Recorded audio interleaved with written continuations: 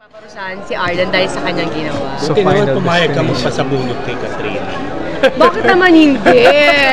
Ako pa nagsasabi, kulang yan, sabunutan mo ba ako? Parang bago yung sabunot niya. Ibalik ang issue. Parang hirap na hirap na si sabunutan ko na yun. Hindi nga sabi ko nga sa kanya, anong gagawin natin? Yan, anong gagawin ko? Ay, bakla ka, sabunutan mo ako! Sabi niya, ganito, hindi, more pa! Di ba ito kasing grabe na sabunutan niya sa Marimar dati? Oo naman, tsaka ano naman nakakatuwa din na after nung matapos yung Marimar, nag-usap kaming dalawa, wala namang dahilan para magkaroon kami ng gap talaga sa isa't isa. Yun yung nakakatawa, parang ang tagal na panahon na pinag-aaway kami, o ano sinasabi, tapos nag-usap kami, anong problema? Wala, may problema ba sa akin? Wala, bakit tayong ganitong dalawa? So doon nagsimula. Nakunan na yung sabunutan niya. Oo. May video na ito.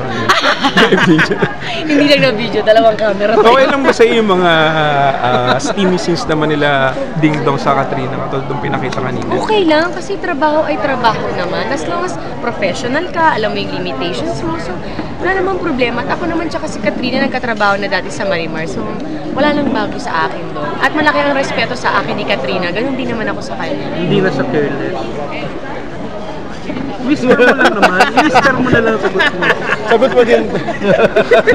Kaibigan ko yung tao. Yun yung masasabi ko. Kaibigan ko siya. Oo, pag-aawayin na naman.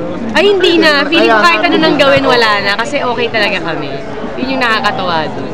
Kaya nga sabi ko, di ba kanina, parang Angelica Marimar Serio lang ito. Correct. After ilang taon yun 4 years.